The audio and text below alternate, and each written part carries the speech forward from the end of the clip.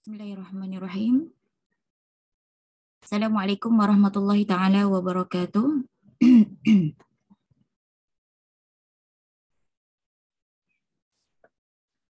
Alhamdulillah. Subhanaka la ilma lana illa ma 'allamtana innaka antal alimul hakim. Qala rabbi shrah li sadri wa yassir li amri wahlul 'uqdatam min lisani yafqahu qawli. Amma ba'd. Alhamdulillah, terima kasih Umi Abi yang hadir pada pagi ini ke sesi taklimat. Taklimat ni sebenarnya dikhususkan untuk parent baru yang baru memasuki Darul Ulum Cawangan Nilai, sama ada Seridu maupun GCDU maupun CCDU. Ya, Alhamdulillah.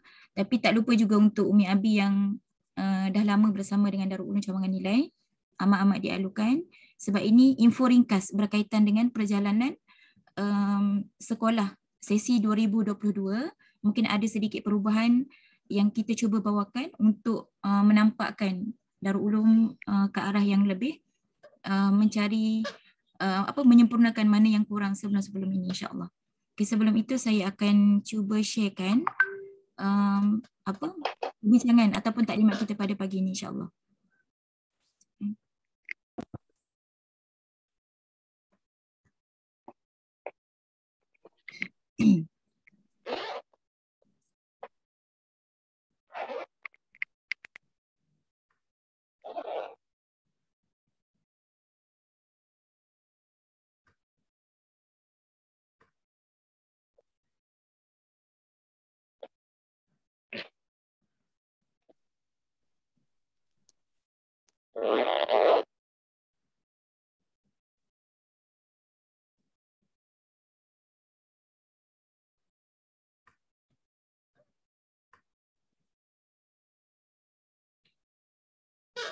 Ada nampak ke slide ke tak keluar lagi?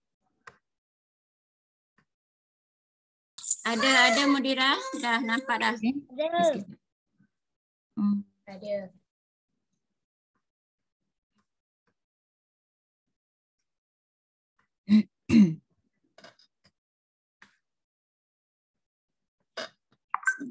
Jelas ke dia punya slide ni? Start dari sini.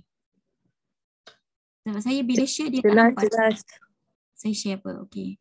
Terima kasih, insya-Allah. Serba ringkas, insya-Allah saya cuba ringkaskan mana yang boleh, dan segala persoalan Umi Abi boleh tanya selepas daripada sesi perbentangan nanti, insya-Allah. Okey, insya-Allah saya mulakan terus. Untuk taklimat kali ini kita lebih more kepada sesi perjalanan perjalanan harian anak-anak, kemudian nanti akan disambung dengan perbentangan sikit berkenaan dengan keuangan di Cawangan Nilai. Kita bentang ni supaya Umi Abi bersama dengan Darul Ulum Cawangan Nilai supaya nampak perjalanan, bukan sekadar menghantar anak pagi kemudian ambil petang, kemudian dah tak tahu apa-apa dah perkembangan berkenaan dengan sekolah. Jadi susah senang bila Umi Abi dah masuk dalam Darul Ulum, susah senang kita kena bersama dengan tempat yang kita hantar anak-anak kita belajar. Sebab apa? Saya kira bila kita bersama dengan sekolah ni, bila kita bersama dengan tempat yang kita hantar anak-anak ni, dia punya silaturahim ataupun ukhuwah tu dia akan jadi lebih baik. Dan sepanjang pengalaman saya bersama dengan Darul Ulum ni, kalau Umi Abi yang sentiasa support sekolah, sentiasa bersama sekolah, mana kurang mana yang lebih, kita boleh nampak dari sudut berkaitan anak-anak berada di sekolah, dari sudut pembelajaran dan sebagainya. Jadi saya memang nak sangat-sangat Umi Abi kalau ada mana kelompongan, kekurangan, boleh tegur secara berhikmah. Kemudian kalau ada benda-benda yang kita nampak benda tu kebaikan, kita akan kongsi bersama. Yang tu, kalau pihak sekolah saja bertungku lumus, Umi Abi hanya sekadar menghantar anak-anak menghantar pagi balik petang dan tak tahu isu-isu yang lain, itu kita cukup bimbang, kita risau. Umi Abi hanya berada di Darul Ulum hanya beberapa persen sahaja, hanya meletakkan diri bahawa anak tu ada kat sekolah semata-mata sahaja. Jadi kali ini saya nak bawa supaya kita nampak bila kita bersama-sama dengan sekolah, pihak pengurusan dan sebagainya, kita akan lebih terbuka untuk melontarkan idea ataupun membantu dari sudut pengurusan maupun membantu dari sudut tenaga dan sebagainya. Okey, insya-Allah saya mula dulu dengan sedikit pengenalan berkenaan dengan pembelajaran di Darul Ulum. Okey, sebelum ni mungkin ada Umi Abi yang dah maklum berkenaan dengan visi misi ataupun nilai utama objektif di Darul Ulum. Di sini saya pihak pendidikan telah menyediakan garis panduan yang kita perlu sama-sama bangunkan.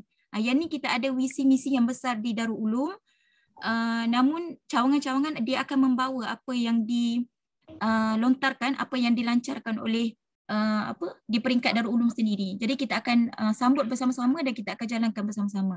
Okey, kita tengok yang pertama berkenaan dengan visi. Visi di Darul Ulum adalah menjadi institusi pendidikan Rabbani yang menghasilkan inovasi peradaban 2030 insya-Allah. Allahumma salli ala sayyidina Muhammad. Okey, misi kita melahirkan generasi bertakwa, berilmu, profesional yang memimpin dan berbakti kepada ummah serta mengembalikan peradaban, ilmu, membina ekonomi, berkhidmat dan kegiatan. Ini adalah visi misi yang besar yang kita akan bawa. Darul Ulum bertapak di Negeri Sembilan hampir 11 tahun. Jadi kita nak ke arah visi misi 2030 ni berbaki lagi 8 tahun. Ini yang kita cuba bawakan. Cawangan-cawangan cuba bantu untuk membangunkan visi misi yang telah ditetapkan oleh Darul Ulum itu sendiri. Okey, nilai utama yang kita terapkan di Darul Ulum ialah iman, adab, inovasi dan lestari. Yang ni benda ni benda yang kata term yang kita nampak macam tak menjejak lagi. Bila kita pergi satu-satu baru kita akan nampak rupanya Darul Ulum memang ke arah mencapai nilai utama iaitu iman, adab, inovasi dan lestari. Okey, kemudian objektif nanti kita akan sharekan untuk visi misi ni kepada Umi Abi insya-Allah. Okay, saya teruskan kepada penerangan yang kedua berkenaan dengan teras pendidikan. Okay, kalau Umi Abi yang baru masuk Darul Ulum, mungkin kenal Darul Ulum pada tahun kedua pembukaan Darul Ulum. Tapi kini kita dah 11 tahun, dia ada perubahan-perubahan yang kita perlu yang kita sama-sama boleh lihat. Kalau Umi Abi yang dah bersama dengan Darul Ulum sejak tahun pertama lagi, memang dia akan nampak perubahan. Dan kita memang cuba meletakkan perubahan itu adalah perubahan ke arah yang lebih baik.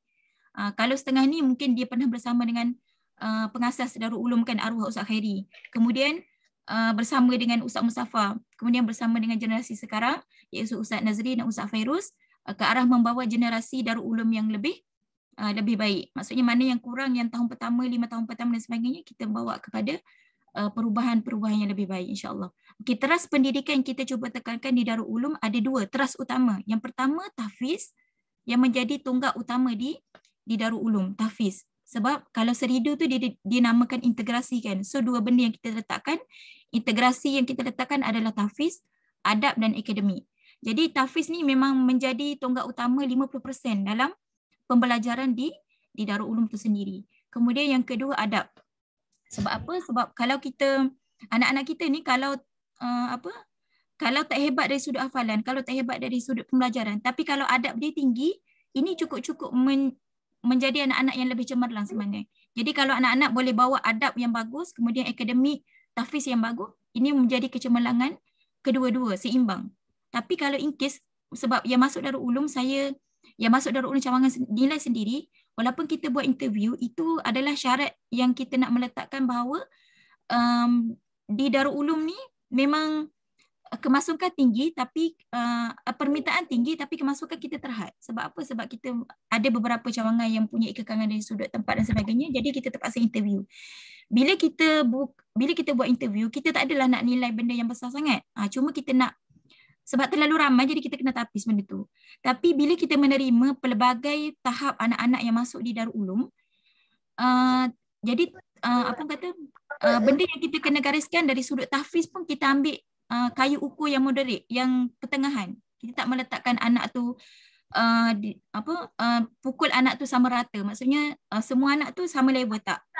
Konsep di Darul Ulum kalau bahagian tahfiz memang kita letakkan ikut kemampuan anak-anak dari sudut menghafal. Jadi Umi Abi kalau masuk anak-anak ke seridu, kalau Umi Abi nak target anak-anak Umi Abi sendiri untuk dapat 30 juzuk, kita kena tengok pada anak kita sendiri. Kalau anak mampu, insya-Allah kita cuba bawakan untuk capai 30 juzuk. Tapi kalau anak-anak tahap biasa, kita tak boleh push sangat untuk paksa anak-anak dalam menghafal Al-Quran. Sebab dimasuk di dalam urun ni, walaupun kita nampak benda tu tahfiz, menghafal Al-Quran dan sebagainya, keluar nanti anak-anak kita ada beberapa juzuk, Tapi kena tengok anak kita masing-masing macam mana tahap dia. Jadi Darul Ulum ni guru-guru mengajar anak-anak di sudut Quran, tengok pada tahap anak-anak. Bukan sudut Quran tau, di sudut akademik dan dari sudut kalau GC sendiri pun kita mengajar anak-anak, mendidik anak-anak mengikut potensi ataupun mengikut tahapan anak-anak masing-masing. Okey. Kalau kita tengok peratusan dekat sini memang nampak sangat 50% adalah tahfiz, sama ada seridu, sama ada GC, sama ada CC. Kita ke arah itu. 50% adalah tahfiz, kemudian 25% lagi adalah akademik dan diniah. 25. Kemudian kita akan disempurnakan dengan aktiviti tambahan seperti kurikulum, kemudian aktiviti lain untuk meletakkan anak-anak sama level dengan sekolah-sekolah lain, insya-Allah. Okey, ini yang saya akan fokuskan berkenaan konsep PDP tahfiz. Mungkin anak-anak, mungkin Umi Abi berada dalam Darul Ulum ni 2-3 tahun dinilai. Mungkin ada yang dah maklum, dah arif dah berkenaan dengan perjalanan PDP tahfiz ni dekat Darul Ulum. Tapi bagi Umi Abi yang baru masuk nak mengenal Darul Ulum, kita ada beberapa konsep yang kita cuba terapkan. Ini bahagian PDP tahfiz ni saya mempersilakan Ustaz Adib selaku GPK akademik membentangkan sedikit sebanyak berkenaan dengan perjalanan PDP tahfiz untuk sesi 2022. Silakan Ustaz Adib. Okay, Assalamualaikum warahmatullahi wabarakatuh. Dengar ke suara? Waalaikumsalam warahmatullahi wabarakatuh. Jelas. Okey. Jelas. Okey, bismillahirrahmanirrahim. Okey, insya-Allah pada pagi ini saya akan kongsikanlah apa konsep yang digunakan dan kaedah apa yang akan dijalankan sepanjang berada di Seridu lah. Okey. Cara-cara yang kita akan buat untuk tahfiz ni kita menggalakkan anak-anak ni supaya dia kenal diri dia. Tahap pembacaan kita akan test tahap pembacaan untuk anak-anak yang barulah. Tahap pembacaan macam mana dia mengenal huruf dan sebagainya. Jika dah laju, kita akan lajukan. Jika yang lambat, kita akan bantu dia dapat catch up, dapat ikut serta. Dia di Seridu ni kita tidak akan bandingkan diri dia dengan orang lain, kita bandingkan diri dia dengan diri dia sendiri. Okey. Di konsep kita gunakan ini adalah traditional model, iaitu kita menggabungkan elemen-elemen iaitu menghafal tanpa menghafal, iaitu secara tak langsung anak-anak akan menghafal berulang kali, bukan menghafal, dia banyakkan ulangan. Contohnya, kita mula daripada tahun 1 insya-Allah. Untuk tahun 1 yang masuk tahun ni 2022, kita tidak mulakan dengan hafazan. Kita akan mulakan dengan satu, iaitu muqaddam. Muqaddam. Anak-anak tahun 1 yang dah pandai baca, yang dah pandai ni pun dia kena lalui satu proses, iaitu satu buku muqaddam. Kenapa dia kena lalui? Supaya kita tidak careless. Guru-guru ni boleh tengok kalau dia laju, lajulah bacaan dia. Kita ada cara dia. Muqaddam tu semua pelajar tahun 1 dia kena habiskan dulu muqaddam. Muqaddam habis kalau paling cepat pun 2 bulan lebih ataupun 3 bulan. Habis je muqaddam, barulah kita akan pergi ke sistem hafazan. Sistem tahfiz tu. Okey. Okay, masuk je sistem tahfiz ni. Okay, untuk tahun 1 kita mula menghafal daripada juzuk 30, iaitu bermula daripada surah An-Nas. Surah An-Nas berapa kali dia kena buat ulangan? Mungkin surah An-Nas sampai surah Ad-Duha tu anak-anak mungkin dah lancar. Dia cepat ingat. Bila dah masuk surah-surah yang ke tengah sikit, Al-Balad, Asy-Syam, Al-Insyiqaq, Al-Buruj, sampailah An-Naba. Itu perlukan banyakkan ulangan.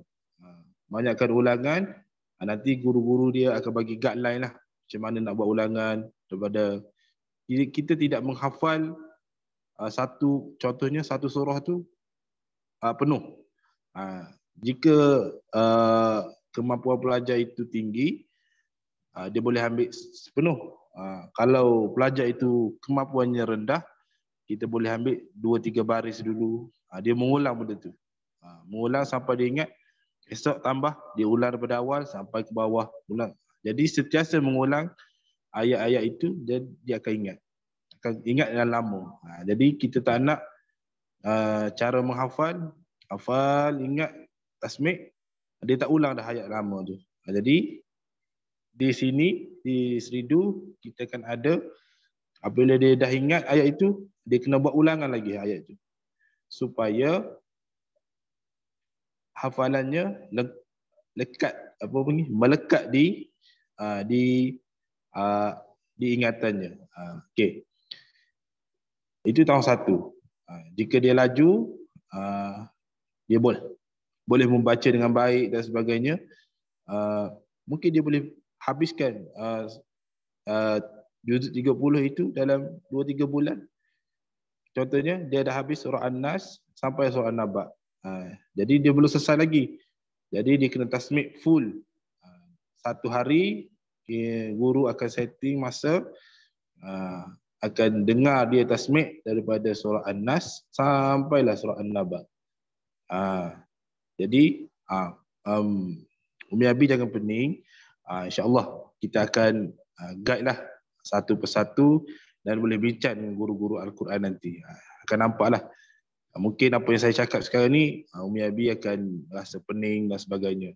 Tapi apa, jangan risau. Kita akan tolong anak-anak ni. Yang mana anak-anak yang lemah, yang masih merangkak, macam Mudirah cakap tadi, pelbagai latar belakang anak-anak yang masuk ke Seridu ni. Walaupun ada ujian, tapi ada yang kita menerima pelajar-pelajar itu masih tak kenal huruf, dengan PDP-nya, dengan PKP ni sekarang ni, banyak cabaran lah untuk tahun 1 ni. Kita kena ajar. Walaupun dia dah ingat surah tu, tapi huruf dia tak ingat. Contoh, diorang akan belajar di Muqaddam. Jika dah lulus Muqaddam tu, insya-Allah dia boleh membaca dengan baik. Okey, kalau tengok dekat slide tu, itu cara step-step dia akan belajar dalam tahfiz. Mula-mula dia akan talaqi musyafahah. Guru baca, dia baca. Dia akan mendapat bacaan daripada guru. Setelah mendapat bacaan daripada guru, contohnya surah Al-Balad. Contoh, ayat 1, ayat 2. Dia ulang ayat 1, 2. Lepas tu, dah dapat baca, pergi qiraah. Qiraah ni ulangan. Dia kena buat ulangan ayat 1 dengan 2 tu dalam 20 ataupun terus pada 80 kali. Dia kena tasmik, betulkan bacaan dulu, tasmik balik, qiraah balik, lepas tu dia sabak. Contoh dia sabak balik. Apa yang ayat dia laki tadi, contoh ayat 1, 2, keesokan dia sabak. Tanpa tengok Quran. Qiraah ni dia kena buat tengok Quran. Jangan, contoh ayat dia dah ingat ayat tu panjang sikit. Dia kena selalu tengok Quran. Kerana apa? Kerana kita tengok Quran, kita tak nak mindset dia, aku kena ingat. Supaya kita nak menghafaz tanpa menghafaz ni, kita kena ulangan, kena tengok Quran. Kena tengok huruf di mana. Supaya benda tu secara tidak langsung akan ingat, akan berada di hafazan dia. Dia tidak perlu stres. Jika banyak ulangan, insya-Allah dia akan ingat. Nombor 80 kali, 60 kali itu ajas nombor. Tapi kita nak anak-anak kita ni kena usaha lebih supaya mereka ni, kita nak latih kekuatan ingatan. Supaya apabila dia dah dapat step qiraah ni, insya-Allah next nanti kita just kata talaki, dia terus buat qiraah. Qiraah dia akan ingat. dia akan tanggungjawab, dia akan rasa sendiri. Oh, aku kena Ana kena ulang banyak lagi ni, tak ingat lagi ni, ulang banyak lagi ni, supaya mereka ni boleh kena buat qiraah, kena buat qiraah. Kerana apa?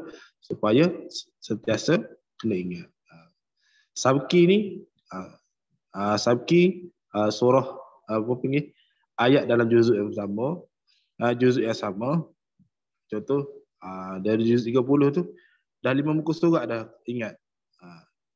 Guru-guru akan susun, contoh hari Khamis Ahmad kena tasmid daripada surah pertama sampailah surah yang dia baru hafal tu. Sampailah Mukhtar dan Syahadah. Syahadah ni full juzuk. Contoh juzuk 30 dia dah habis sampai surah An-Naba.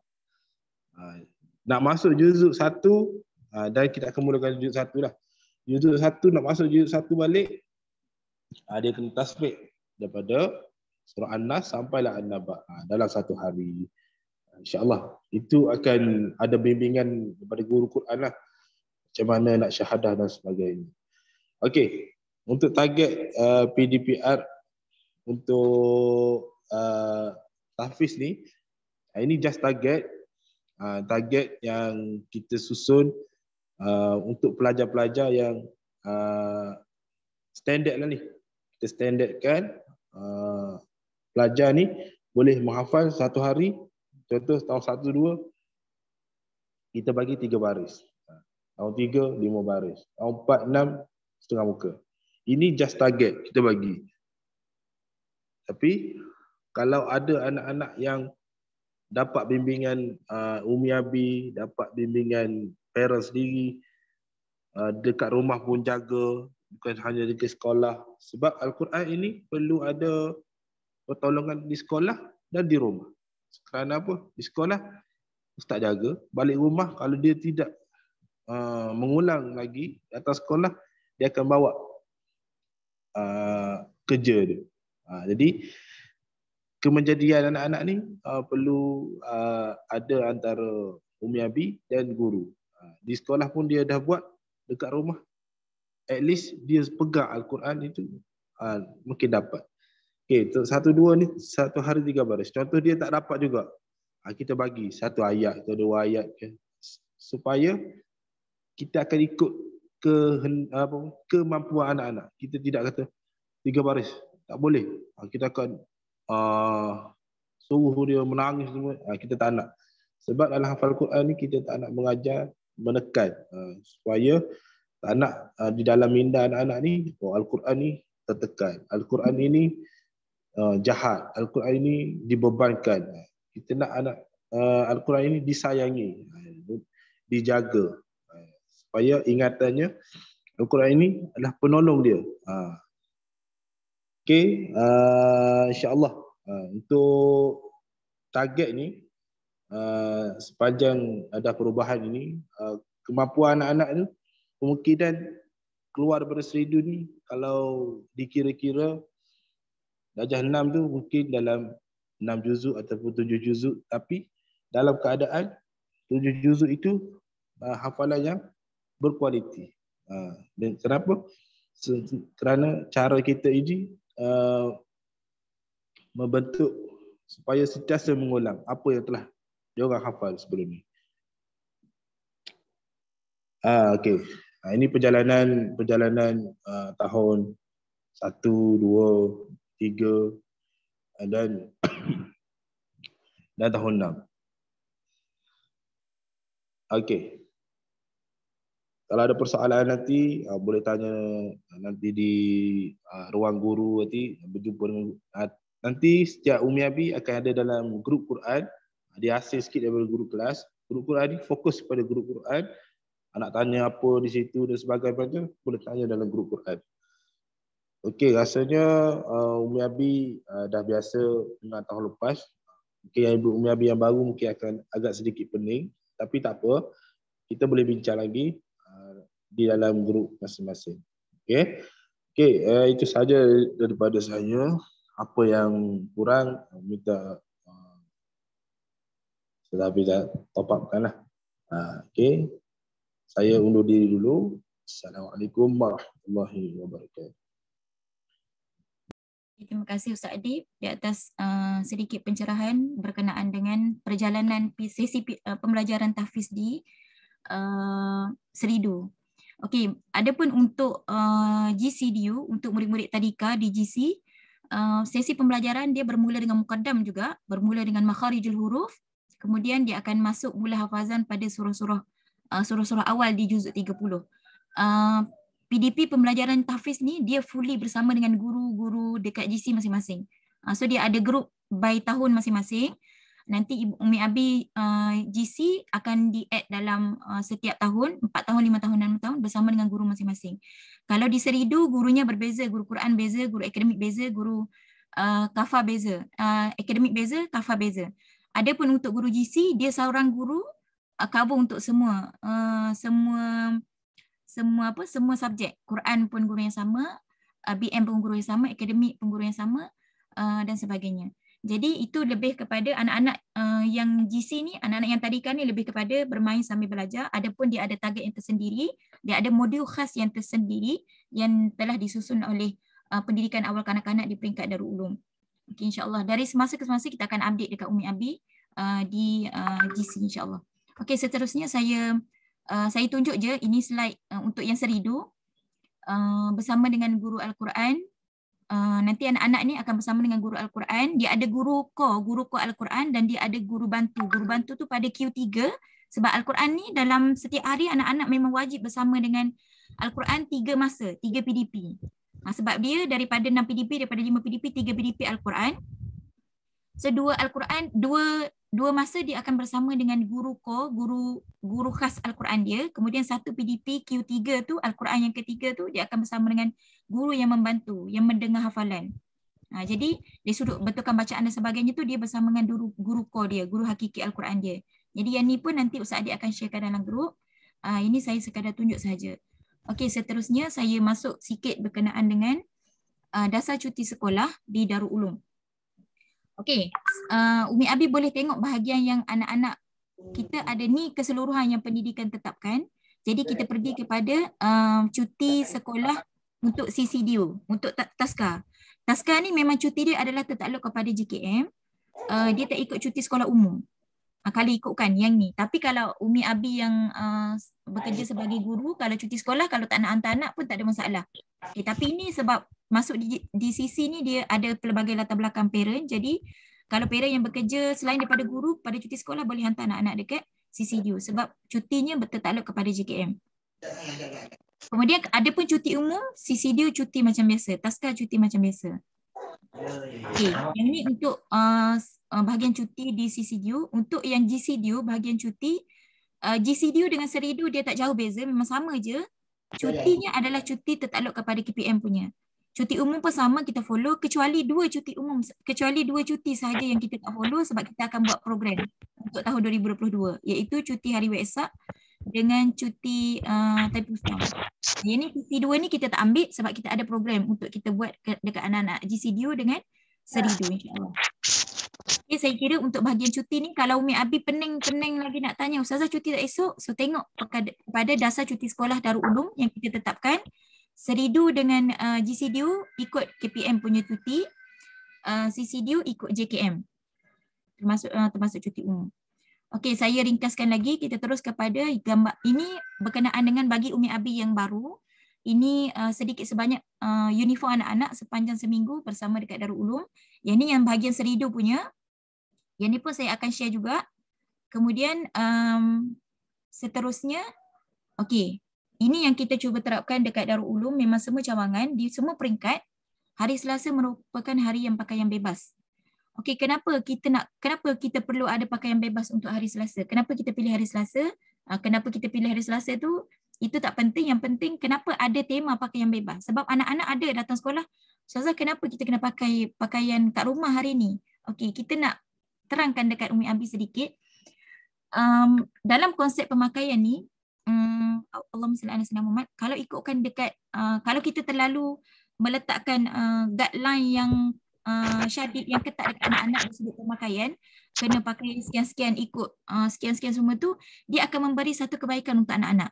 Ada pun untuk hari Selasa ini, anak-anak setelah dia melalui hari Isnin, hari Rabu, hari Khamis dengan hari Jumaat pakaian yang ditetapkan, pakaian yang menutup aurat, kemudian hari Selasa dia diberi kebebasan untuk memilih pakaian tersendiri dekat rumah. Ada pun pakaian tu, sama ada pakaian tu baru ataupun pakaian lama, tapi kita ada syarat-syarat yang kita tetapkan. Kalau sebelum ni anak-anak pakai pakaian sekolah, hari Isnin ikut pakaian sekolah, pakai tudung labuh, pakai jubah dan sebagainya. So bila hari Selasa dia akan pakai pakaian bebas mengikut kriteria yang kita tetapkan. Anak-anak boleh memilih sendiri pakaian dekat rumah, tapi ada syarat dia. Pilih pakaian yang menutup aurat. Sebab bila tahun pertama 2021 kita buat macam ni, so ada anak-anak yang terlepas datang dekat sekolah pakai seluar jin, ni banat pakai seluar jin ketat. Kemudian kita tanya dia, okey, ini ke pakaian yang sebetulnya yang yang pakaian muslimah yang kita kena pakai?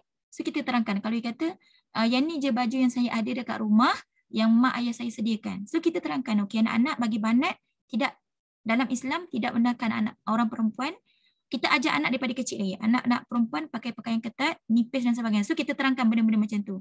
Jadi untuk next hari Selasa depan dia akan tahu dah baju mana yang dia akan pilih supaya tidak tidak lari daripada konsep yang Islam ajar. So kita kena ajar anak-anak kita untuk hari pertama, hari Selasa nanti tu, biar anak-anak pilih pakaian. Kemudian kalau dia pilih pakaian yang bagus dah, okey, kita kata okey, alhamdulillah, maksudnya kakak abang dah faham pakaian yang bagus untuk pakai di luar adalah sekian-sekian. Contoh, kalau tiba-tiba anak-anak tu ambil hari Selasa, ambil seluar pendek, lelaki, banin ambil seluar pendek. So kita kena terangkan dekat anak-anak bahawa seluar pendek itu bukan pakaian yang disyaratkan yang kita kena pakai. Sama ada nak pakai dekat sekolah ataupun keluar daripada rumah, tak boleh dah pakai seluar pendek yang nampak aurat dan sebagainya. Yang tu kita akan terapkan dekat anak-anak supaya anak-anak ni boleh berfikir dan boleh memilih. Setelah kita tak nak doktrin anak-anak tu dengan disiplin yang tanpa dia ada ilmu macam tu. Dia follow pakaian uniform sekolah seminggu, kemudian bila hari hujung minggu dia pakai yang bebas. Tak nak pakai tudung, pakai seluar ketat, pakai seluar pendek dan sebagainya. Jadi bila ada hari yang kita tetapkan pakaian bebas ini adalah pakaian yang di luar daripada rutin sekolah, tapi pakaian yang menutup aurat. So ini kriteria yang kita tetapkan untuk pakaian bebas hari Selasa, setiap hari Selasa sahaja. Jadi ini pun saya akan share juga dalam grup kelas nanti untuk rujukan ibu bapa, rujukan Umi Abi untuk terangkan dekat anak-anak kenapa hari Selasa itu adalah pakaian bebas.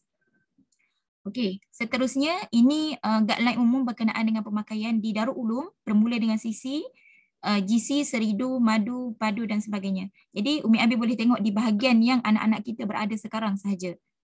Parent lama insya-Allah tak ada masalah. Parent yang baru masuk di Darul Ulum kena tengok detail sikit lah. Dia tak pening sangat pun berbanding dengan sebelum ni. Saya lajukan ini sebab bahagian uniform saja. Ini contoh pakaian uniform dekat Seridu. Kalau dekat GC pun dia lebih kurang sama. Hari Isnin adalah hari pakai baju raihan untuk banin. Banat ada pakaian khas dia. Kemudian hari Selasa pakaian bebas juga untuk anak-anak GC. Kemudian hari Rabu ada pakaian sukan. Hari Khamis kembali balik pada pakaian asal Isnin tu. Kemudian hari Jumaat pakai jubah, tema jubah untuk anak-anak banin. Anak-anak banat tak banyak kerianan sangat sebab dia hanya jubah dengan baju t-shirt warna merun sahaja. Hari Rabu, kemudian hari lain jubah macam biasa. Okay. Seterusnya ini banat, uniform banat. Saya akan share juga dalam grup kelas nanti untuk uniform baru. Dia lama insya-Allah tak ada masalah. Okey, saya masuk sikit kepada organisasi cawangan. Ini seramai 24 orang staf di cawangan nilai bermula dengan CC, GC dengan Seridu. 24 orang termasuk pembantu am, termasuk tukang masak dengan pegawai takbir. Ini secara ringkasnya. Kemudian ini untuk rujukan Umi Abi yang baru juga, ini jadual perjalanan di Seridu bermula daripada seawal 7 pagi bermula dengan welcome school, tapi secara rasminya bersama guru kelas pada 7.30. Ini wajib jurnal pagi untuk 7.30 sampai pukul 8. Bagi Umi Abi yang baru, kenapa adanya jurnal pagi ni? Mungkin Umi Abi yang lama pun tertanya-tanya juga kan, kenapa buat jurnal pagi macam tak ada faedah pun anak-anak tulis jurnal pagi. Sebenarnya Umi Abi, jurnal pagi ni sangat-sangat membantu minda anak-anak di waktu pagi sebelum dia memulakan aktiviti-aktiviti lain. Jadi sangat penting jurnal pagi ni. Dia datang kat sekolah, kita akan bagi kertas putih kosong dekat dia dan dia akan memilih sendiri pen ataupun pensel mana yang dia nak dan dia akan coretkan dekat kertas kosong tu. So sebenarnya jurnal pagi ni sangat-sangat penting untuk membuang toksin-toksin yang ada dalam badan anak-anak. Contohlah kalau dari pagi tu sampai sekolah muka suram kan. So dekat jena tu kita akan nampak anak-anak akan letakkan apa dekat jena tu. Kalau muka suram dia macam tu, kita akan tahu dia sama ada dia akan conteng ataupun dia akan tulis gambar emoji sedih dan sebagainya. So guru akan tanya, okay, mungkin dia sedih hari ini sebab apa dia sedih hari ini. So kita nak tackle anak-anak punya perasaan pagi tu dengan cara jena pagi ni dia nak riliskan semua masalah yang dia, kalau gembira-gembiralah dia akan teruskan pembelajaran dengan gembira.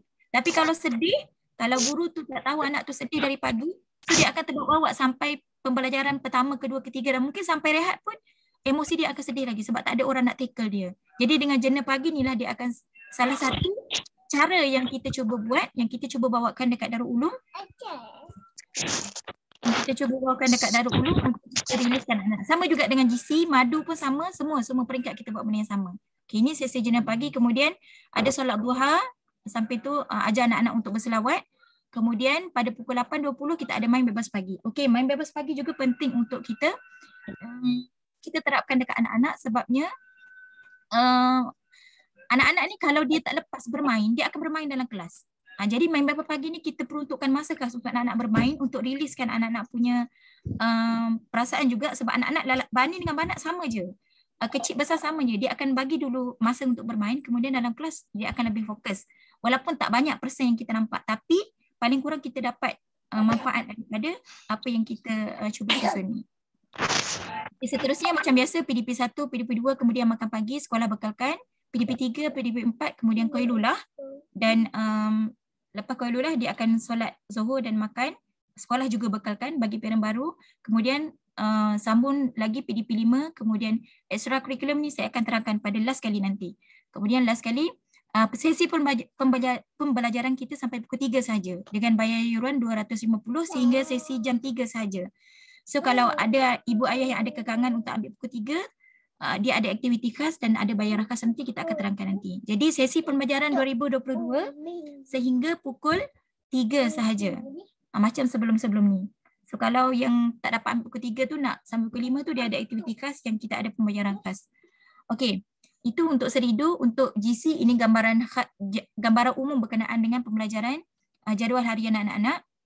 Ini pun kita akan bagi pada Umi Ambi juga untuk rujukan. So sama juga, dia lebih kurang sama dengan Seridu.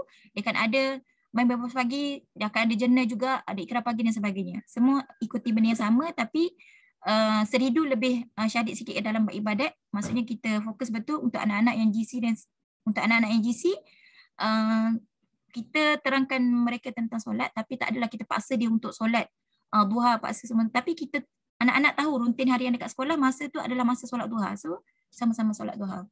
Betul salah itu guru-guru akan betulkan di peringkat awal tu insya-Allah. Okey. Seterusnya saya masuk sikit untuk berkenaan dengan talent time. Sebenarnya talent time ni nanti akan ada pemakluman khas di cawangan bila sesi bermula nanti. Untuk talent time ni kita tak mula daripada seawal bulan Mac dengan bulan April. InsyaAllah kita akan mulakan selepas Ramadan. Talent time ni dia mengisi masa sebelum ni ada daycare kan. Daycare kita tak ada pengisian apa-apa.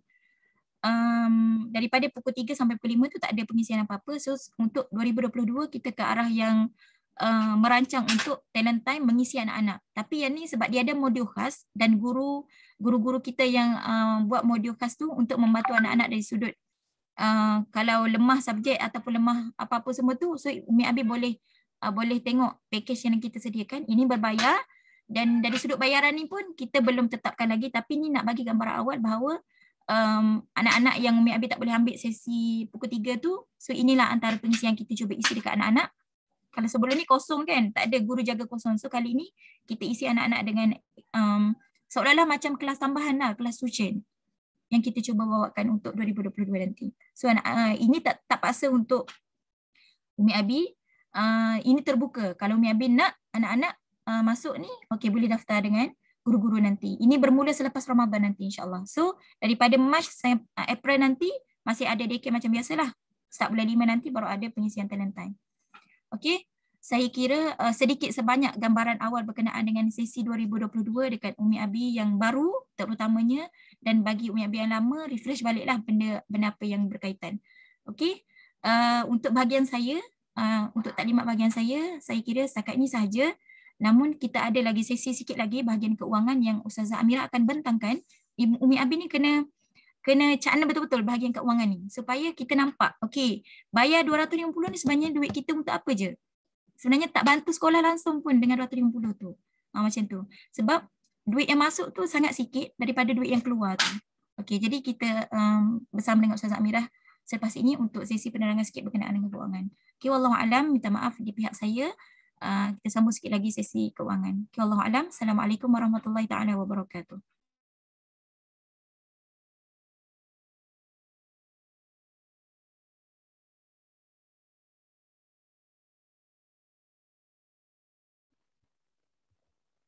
Okey, alhamdulillah, terima kasih Mudira, Ustazah Hafiza.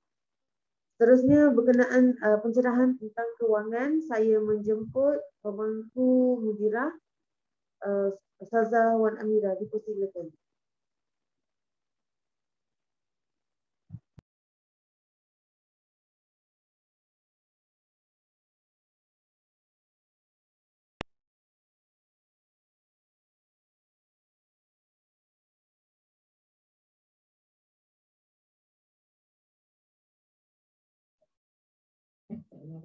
Mike. Okey. Bismillahirrahmanirrahim. Assalamualaikum warahmatullahi wabarakatuh. Okey ke? Ni suara saya jelas ke? Jelas, alhamdulillah. Okey, insyaAllah kita teruskan untuk bahagian keuangan kan. Rasanya ramai kot yang kalau jumpa saya memang akan bercakap berkenaan dengan keuangan kan.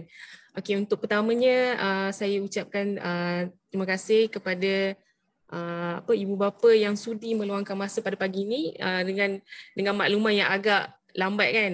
Tapi di peringkat kami pun juga agak merancang lambat sebab kami bertemu dengan banyak program untuk pembukaan sekolah ni kan. Pada 21 hari bulan. Setakat ni kita akan berjalan 21 hari bulan secara bersemuka. Mungkin ada sebab ramai juga yang tanya saya bila nak terus tarikh yang sebetulnya bila kan. Tapi kita setakat ni memang kita akan teruskan pada 21 hari bulan secara bersemuka. Okey, insya-Allah untuk pagi ni saya akan bentangkan berkenaan dengan, taklah bentang sangat tapi sedikit penerangan supaya masing-masing tahu kondisi keuangan di cawangan nilai. Okey, untuk yang pertama, okey, slide yang pertama. Okey, slide yang pertama ni saya yakin dan percaya semua parent dah tahu berkenaan dengan yuran ni, dan saya juga yakin dan percaya ada juga yang masih keliru dengan pembayaran yuran okey, sorry. Slide yang pertama. Sorry ya, teknikal. Slide yang pertama.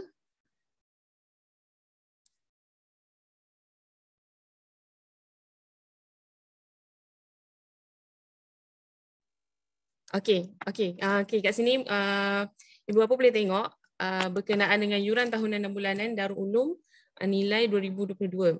Okey, yang pertama berkenaan dengan seridu. Okey, kalau tengok kat sini, saya dah ada makluman ni pada semua grup dan rasanya dah sampai kepada semua parent. Tapi untuk ini saya terangkan lagi sekali. Untuk seridu, yuran tahunannya adalah 1,130 untuk murid baharu. Manakala untuk murid lama kekal 1,100. Dan yuran ni masih lagi kekal untuk tahun ketiga. Setakat ini tiada perubahan. Okey, manakala berkenaan dengan yuran bulanan, masih lagi 250 untuk murid yang bermula daripada 7.30 pagi sampai pukul 3 petang. Manakala kita ada daycare bagi murid yang stay dekat sekolah ni sehingga pukul 5 petang. Daycare ni hanya sampai pukul 5 petang saja ya, untuk makluman. Dan ada penambahan sebanyak RM50 daripada 250 tadi. Okey, seterusnya untuk yuran GCDU. Yuran GCDU ni, yuran tahunan dia untuk murid baru 800 sehingga 900. Kenapa? Mungkin ada yang tanya, kenapa 800 hingga 900 kan? Sebab dekat sini dia ada murid yang sampai pukul 3 dan ada juga murid yang sampai pukul 5.30. Jadi perbezaan lah dari sudut tu. Begitu juga dengan yang kat bawah tu 670 hingga 770 bagi murid lama. Okey, manakala yuran bulanan bagi murid GCDU sebanyak 250 juga. Cuma daycare dia 350, penambahan sebanyak 100 ringgit untuk daycare. Kalau untuk CCDU ni untuk makluman, CCDU ni sangat baru untuk nilai. Sebab ini tahun pertama kami menguruskan CCDU. CCDU ni untuk makluman taska daripada umur 3 bulan sehingga 3 tahun. Jadi mungkin ramai lagi yang tak tahu, tapi setakat ni kami baru saja memulakan operasinya, mungkin secara sepenuhnya bermula bulan Mac ni juga. Berikut adalah yuran tahunan 450 hingga 530 kan.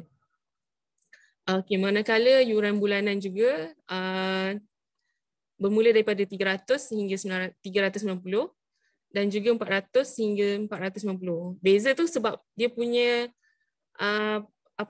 masa kan, daripada 7.30 pagi sampai 3 petang, dan ada juga yang extend sampai pukul 5.30 petang.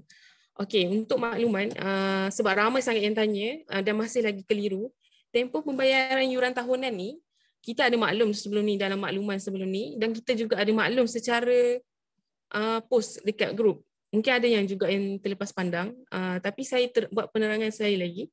Yuran tahunan ni pihak Darul Ulum consider untuk parent yang ada masalah keuangan. Maksudnya kami faham, sebenarnya kami faham kondisi keuangan masing-masing.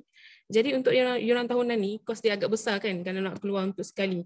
Jadi kami ada alternatif secara angsuran bermula daripada bulan 3 ni sehingga bulan 6 ataupun sebelum bulan 7. Maksudnya, tapi sekiranya ada juga masih parent yang masih belum boleh buat bayaran pada tempoh tu, boleh maklum kepada pihak sekolah. Yang penting dalam makluman pihak sekolah. Kalau tak maklum pada pihak sekolah, memang kami anggap tak ada masalah di pihak ibu bapa. Okey, itu yuran tahunan. Manakala yuran bulanan pula, kalau ikutkan sepatutnya parent perlu bayar yuran tahunan ni pada sebelum 10 hari bulan pada setiap bulan. Maksudnya macam contoh bulan 3 ni kan. Bulan 3 ni parent sepatutnya pada 10 hari bulan hari tu, hari ni dah 19 kan. Pada 10 hari bulan hari tu dah settle dah bayaran bulan 3. Tapi kami ada makluman, kami maklum ada beberapa orang parent yang maklum pada pihak sekolah atas kekangan masing-masing. Ya, kami consider dari sudut tu, tak ada masalah, insya-Allah dalam makluman kami. Cuma yang tak maklum tu, yang tu kami tak tahu kondisi dia macam mana kan. Tapi pihak kami berharaplah kalau boleh makluman ni, maksudnya arahan untuk membayar yuran 10 hari sebelum 10 hari bulan ni dapat diikuti oleh semua ibu bapa. Okey, seterusnya untuk slide yang kedua berkenaan dengan ni sebenarnya saya tak berniat pun nak bentang, tapi sebab ramai sangat yang tanya kenapa bulan mungkin ada segelintir daripada ibu bapa tanya kenapa bulan 3, berapa bayaran bulan 3, kenapa kena bayar full, sebab sekolah kan start 21 hari bulan. Ya, saya faham sangat kondisi ibu bapa yang tanya soalan tu. Tapi atas sebab inilah kami terpaksa teruskan yuran tu. Okey, sebelum tu saya akan jelaskan dulu pendapatan kasar bulanan Darul Ulum nilai. Yang ni laporan yang saya bentangkan ni adalah laporan tahun, mungkin sebab perasan kat situ 2021. Sebab ini laporan. Okey, laporan tahun lepas. Kalau ikutkan pendapatan solid untuk cawangan nilai untuk Seridu 250, kami ada 187 orang murid. Untuk GCDU kami yuran bulanan juga 250, ni tak termasuk daycare, seramai 28 orang murid. Kenapa saya tak cakap daycare, sebab daycare ni tak berapa ramai juga orang yang parent yang teruskan daycare. Jadi inilah pendapatan solid yang Darul Ulum nilai dapat. Kami ada juga sumber-sumber lain macam sumbangan, lain-lain sumber lah. Tapi ini sumber yang belum pasti kami dapat. Jadi Jadi saya jelaskan kat sini, pendapatan solid kami kemungkinan 57,000 hingga 53,000 hingga 57,000 saja. Ini kalau parents semua bayar pada bulan tersebut. Tapi saya rasa mana-mana cawangan mengalami masalah yang sama. Nilai pun turut sama mendapat kesan lah. Kalau dari sudut pembayaran yuran ni, setiap bulan kami tak capai pun 70 ke 80, apatah lagi 100% pembayaran yuran daripada ibu bapa. Yang dalam makluman kami tu kami maklum, tapi yang tak ada dalam makluman kami ada follow up semua tu, itu tuan-tuan fikir sendirilah macam mana kan. Sebab inilah kondisi keuangan dinilai. Okey, untuk seterusnya pendapat pembelanjaan. Okey, next slide. Okey, ini pembelanjaan kasar bulanan. Kenapa nak teruskan juga yuran full sedangkan sekolah tak beroperasi? Okey, atas sebab inilah kami terpaksa teruskan juga kos 250 tu tanpa pengurangan. Tapi untuk makluman, kami ada juga consider kepada ibu bapa yang betul-betul buat permohonan untuk pengurangan yuran, terutama yang adik-beradik ramai, kami consider. Tapi ini untuk pengetahuan ibu bapa, inilah tanggungan yang pihak Darul Ulum nilai sedang tengah kami tanggung. Untuk yang pertama, gaji guru dan staf. Ini anggaran kasar.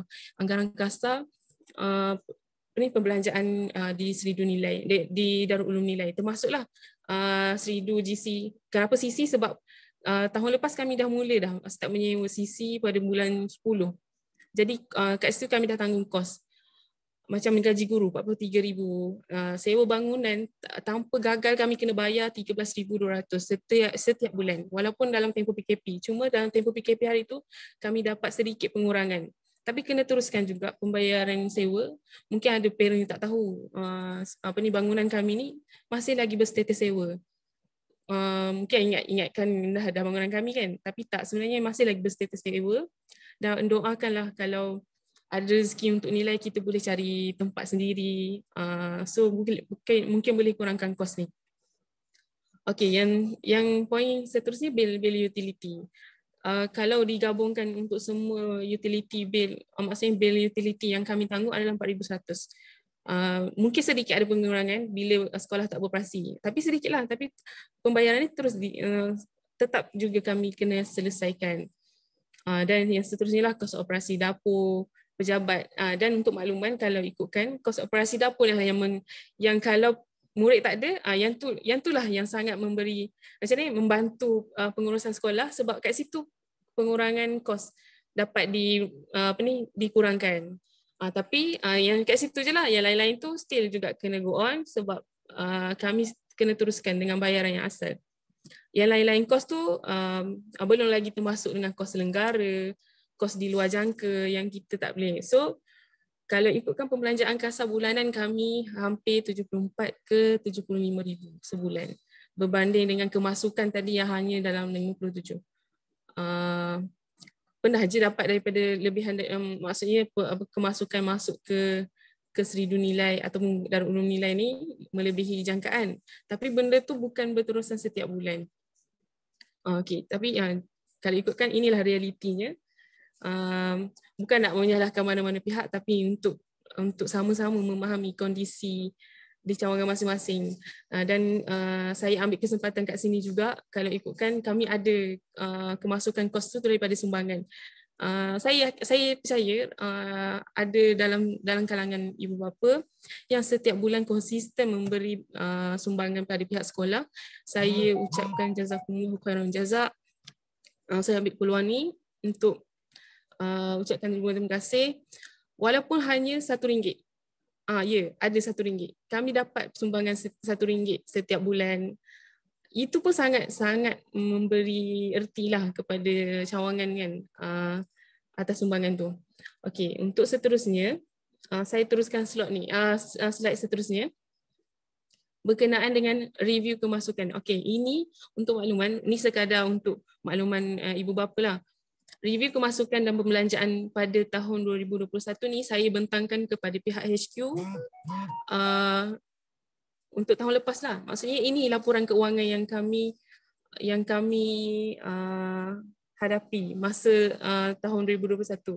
Kalau ibu bapa boleh tengok, Januari masuk hanya 33,000 something macam tu. Sedangkan pembelanjaan yang kami kena keluarkan 60,000.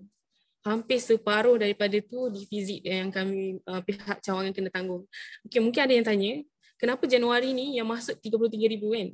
Sebab pada masa ni pihak sekolah, pihak Darul Ulum telah tetapkan sebanyak 50% diskaun kepada semua murid. Jadi dengan hanya sebahagian yuran yang ibu bapa bayar, inilah kos yang masuk. Tu tak termasuk lagi yang belum buat bayaran. Kami menanggung juga dari sudut yuran tunggakan parent. Tapi yang maklum tu kami faham. Yang tak ada makluman ni sangat-sangat memberi kesanlah kepada pihak sekolah. Dan kenapa kos pada Januari ni tinggi kan? Sebab walaupun sekolah tak berjalan, masa tu PDPR. Walaupun PDPR, kalau sekolah tak berjalan, tapi macam yang saya bentang tadi lah, kos-kos yang atas tu kami still kena bayar. Dan pada masa yang sama, pada bulan Januari ni, kami ada selenggara beberapa tempat kelas, terutama bahagian kelas lah. Jadi kos pembelanjaan tu melebihi daripada kos yang masuk. Dan kalau kalau tuan-puan tengok pada laporan keuangan saya ni, daripada bulan Januari sampai bulan Ogos ni, ada slide seterusnya. Ibu bapa boleh tengok sendiri berapa persen masuk, berapa persen keluar.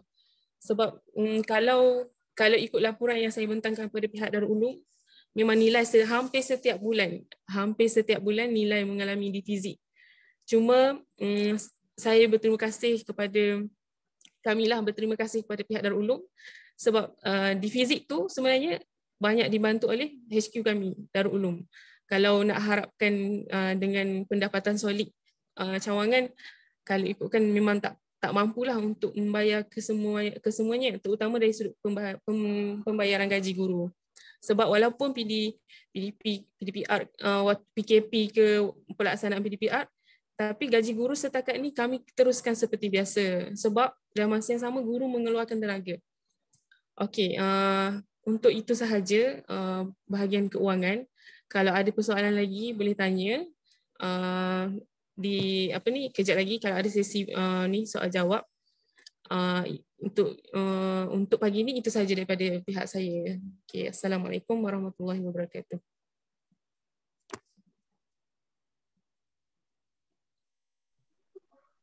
Waalaikumsalam warahmatullahi taala wabarakatuh. Terima kasih kepada Ustazah Amira. Jadinya di hujung ini saya membuka ruang untuk Umi Abi menanyakan soalan sekiranya ada apa-apa yang tidak jelas. Ada juga beberapa soalan di chat tapi telah dijawab oleh Ustazah Fiza kan. Okey, sekarang pun masih lagi boleh bertanya Umi Abi. Nak buka mikrofon boleh ataupun tulis di chat.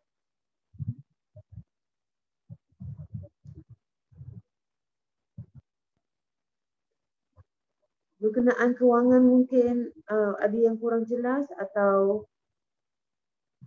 berkenaan dengan jadual harian pelajaran ke? Okey, soalan daripada Adi Hatim.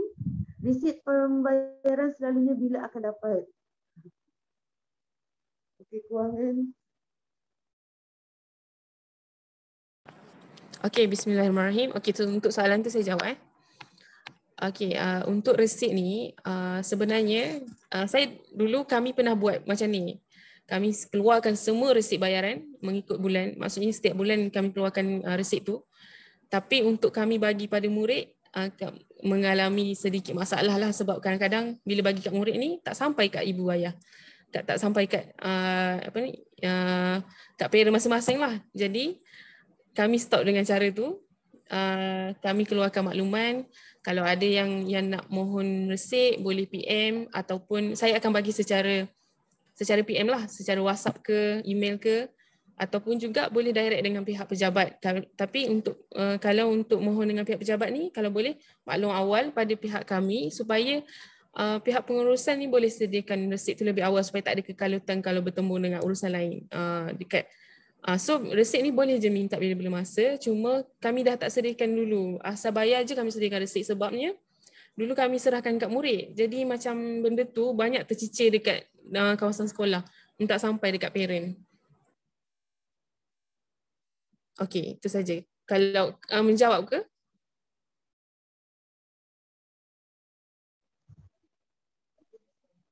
Okey, saya jawab beberapa persoalan berkenaan dengan buku teks dan sebagainya, dan perakuan Seridu ni boleh ke sekolah lain. Setakat ni alhamdulillah rata-rata dah anak-anak kita pergi keluar dapat sekolah-sekolah yang lain, termasuk MRSM, termasuk sekolah-sekolah yang ada aliran tahfiz dan sebagainya. Aliran sains pun boleh.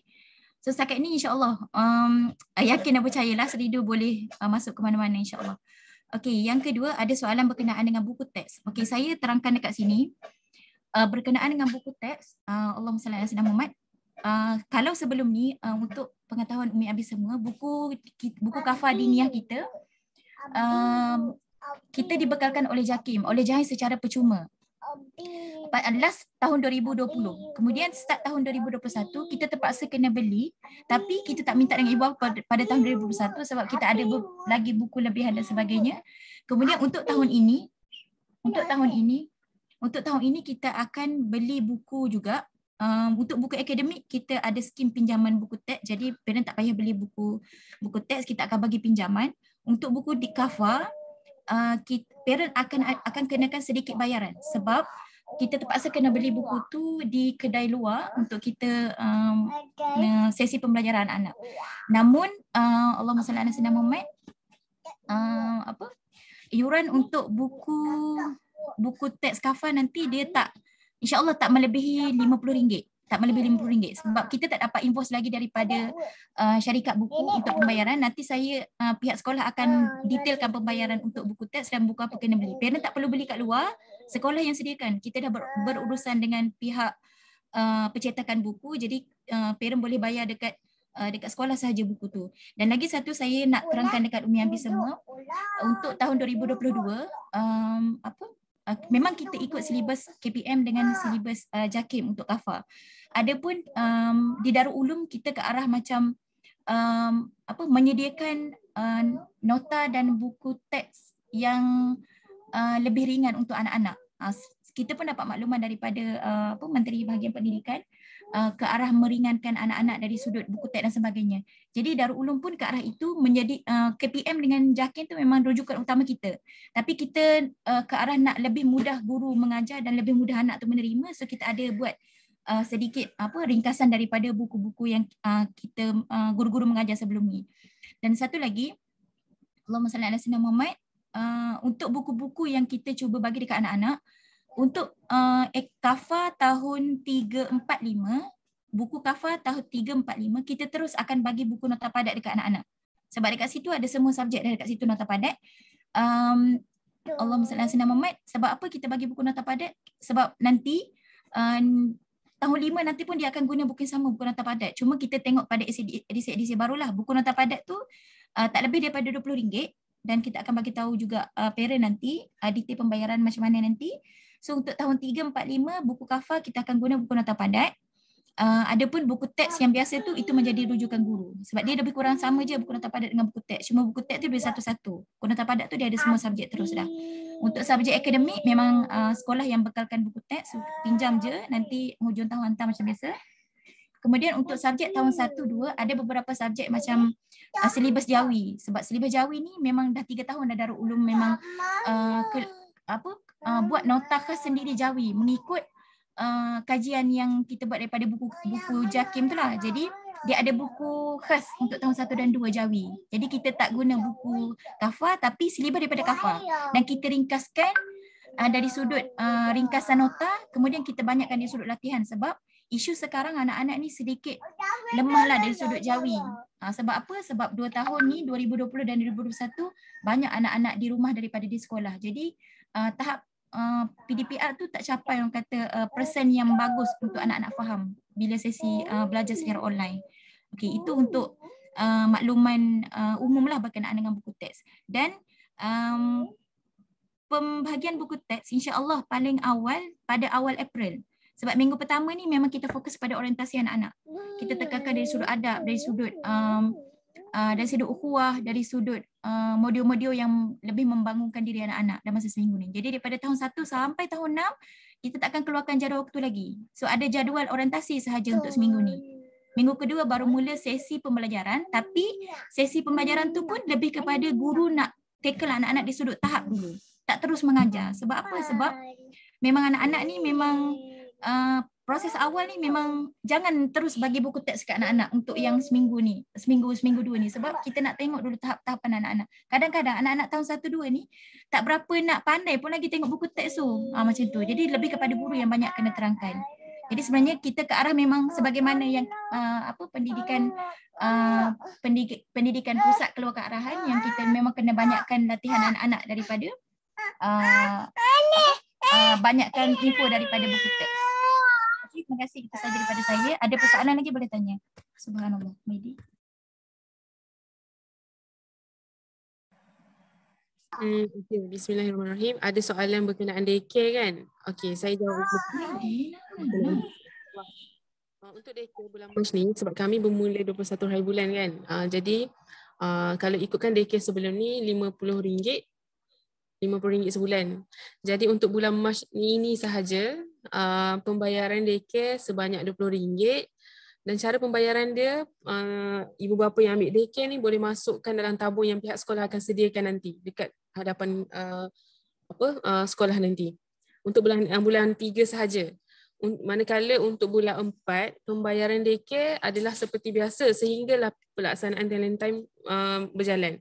Maksudnya selagi talent time tak jalan, pembayaran daycare ni masih lagi sama, RM50 sebulan. Pembayaran untuk bulan 4 ke atas, pembayaran daycare ni perlu dijelaskan melalui pembayaran yuran.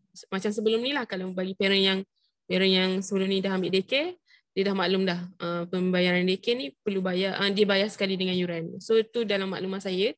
Dan kalau boleh daycare ni lagi cantik kalau ada makluman kepada guru kelas supaya kita tahu siapa yang ambil daycare dan siapa yang tak. Okey, itu saja. Jelas ke dengan jawapan saya?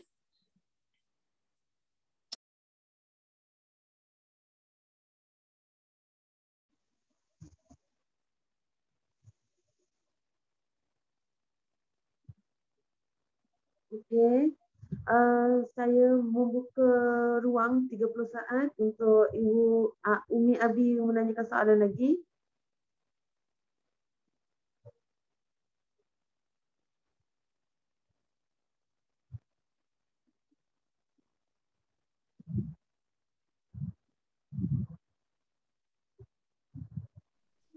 Okay, kalau tak ada apa-apa persoalan daripada Umi Abi, saya exam UPKK. Exam UPKK kita ambil macam biasa.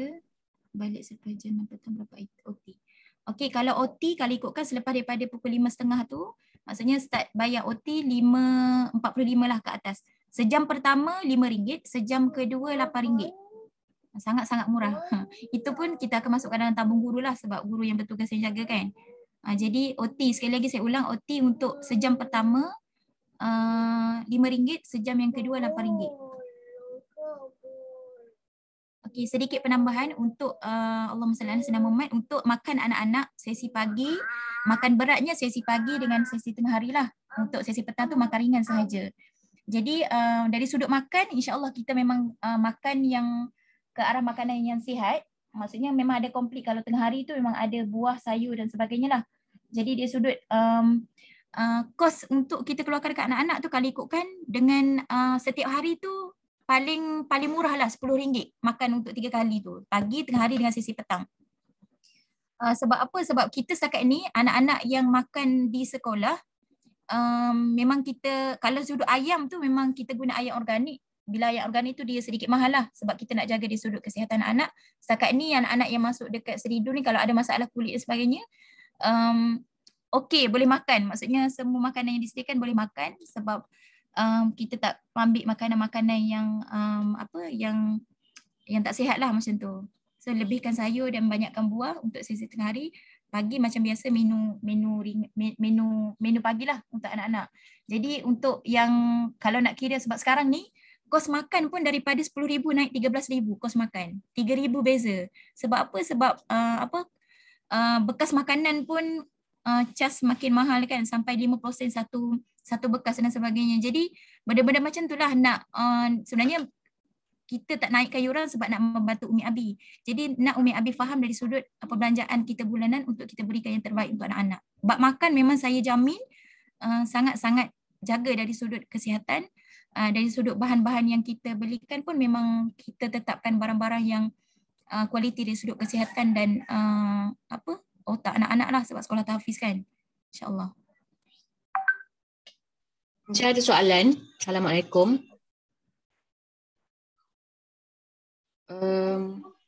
Soalan dia untuk makan murid tu, murid perlu bawa bekas sendiri ke ataupun bekas disediakan?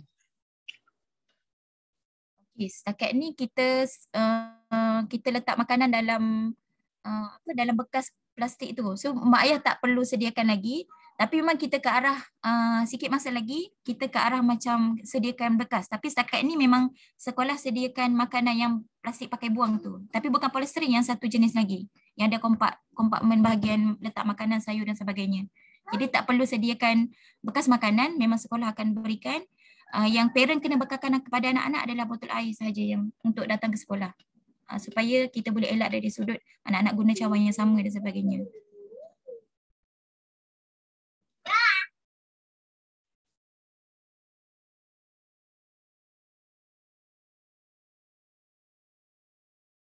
Untuk kelas tambahan UPKK, kebiasaan tahun yang kita buat bermula pada tahun ke-5 atau bulan ke-5 atau bulan ke-3. InsyaAllah setakat ni kalau kita buat Allahumma salli ala sayyidina Muhammad, kelas tambahan tu biasanya memang kita akan mula selepas bulan ke-3 sesi pembelajaran lah.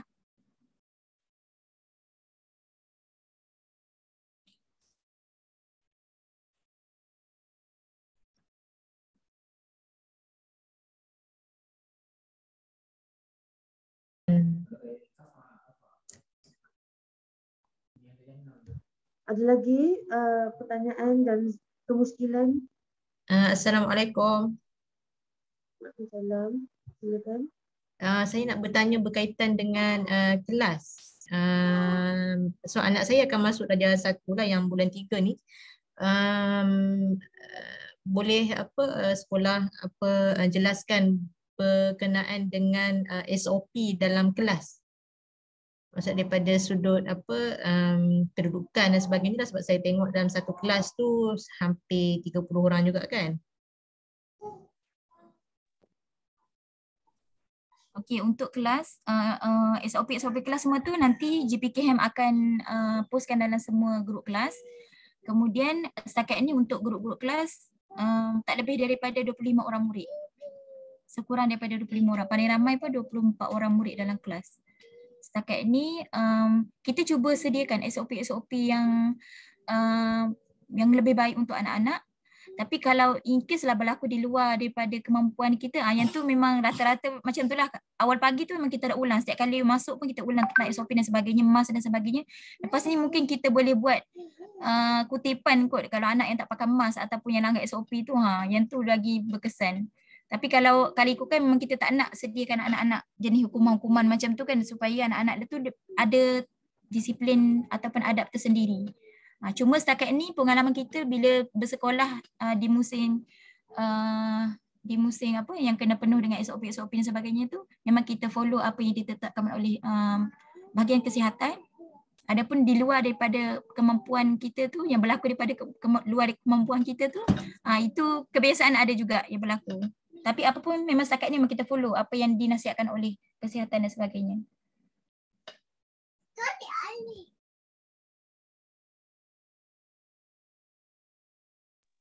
Asrama dekat Darul Ulum untuk semua cawangan dah tak ada di Seridu, tapi asrama untuk sekolah menengah sahaja.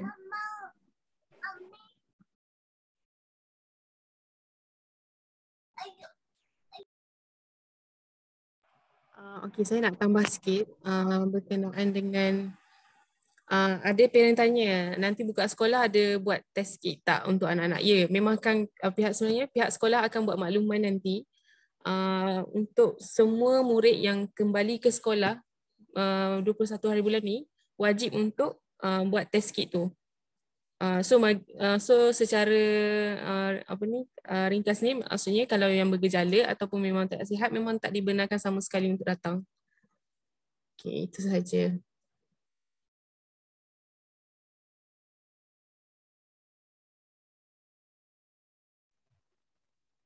Okey, saya kira sampai di sini sahaja sesi taklimat kita. Sebelum saya menutup, saya ingin mengucapkan terima kasih banyak kepada Umi Abi kerana percaya untuk anak-anak belajar di Seri Nilai. Jadinya sebagai tanda terima kasih saya kepada